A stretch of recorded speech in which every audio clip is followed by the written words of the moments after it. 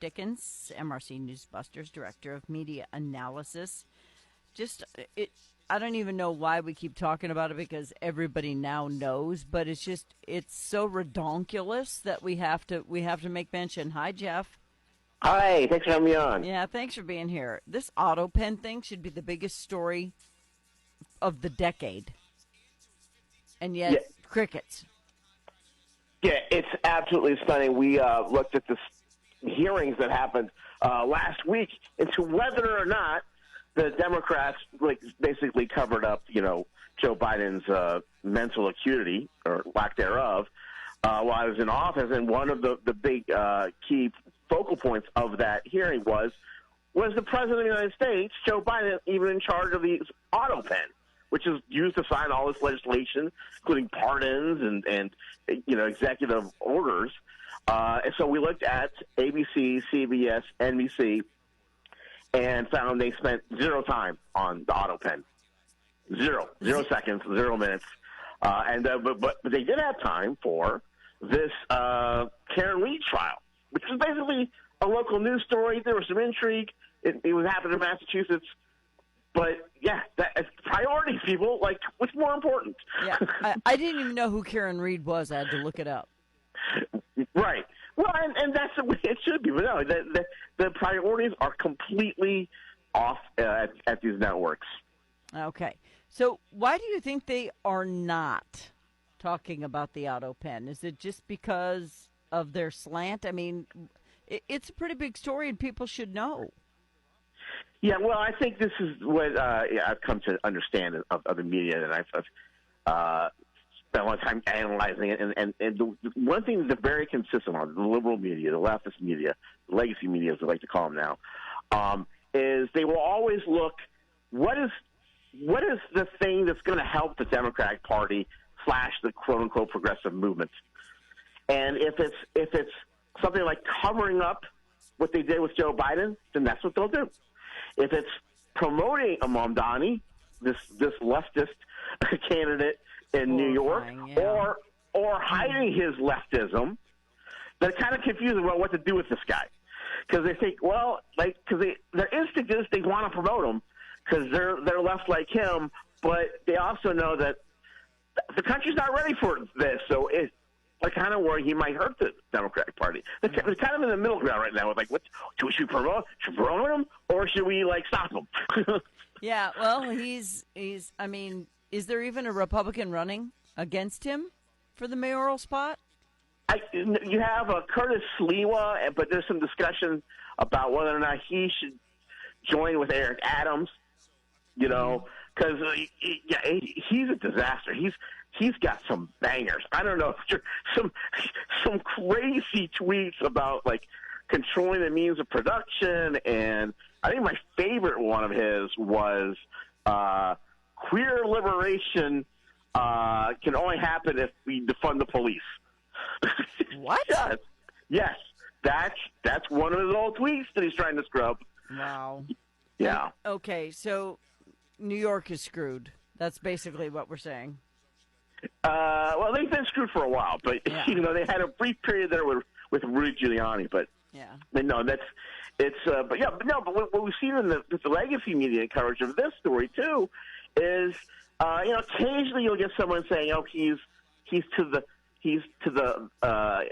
left of Bernie Sanders. One of my favorite ones though was they call him a socialist, but they call him a charismatic socialist. Oh, yeah. There's as long as he's nice about it, right? Okay. Right. Well, if this had been Trump, this would have been the only thing we would have heard out on a loop with all of the national media for forever. I mean, they ran with the fake stuff forever. Imagine if it were true, it would have ran forever.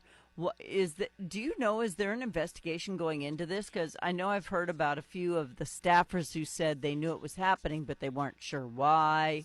Everybody's just kind of acting like they don't know anything. Well, yes, the Republicans are investigating it, and have had hearings, will continue to have hearings. But it's because like you said, just imagine if it was Trump and if Trump is actually in charge, it would it would be nonstop coverage. Yeah. So it is quite the scandal that they're once again covering up. Yeah. Well, I just, you can feel the power when you watch the video of Trump and Vance and Hegseth and Rubio walking down a hallway. You know they're going somewhere to kick somebody's butt. You know that that's what's just about to happen. So we've got so much power right now going on, and the USA is finally where we've needed to be for, 15 years.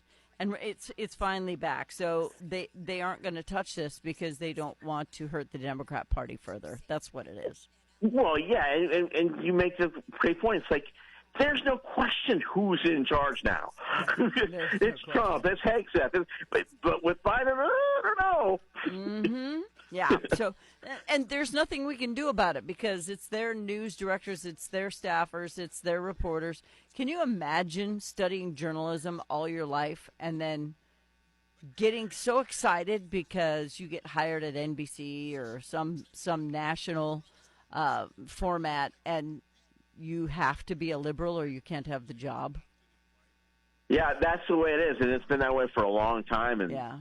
The left really took over the journalism schools, and yeah, even if you were from the Midwest and maybe you sort of lean conservative, if you want to get ahead in that industry, before Fox News existed, or before talk radio, you had to be left if you wanted to advance your career. Yeah.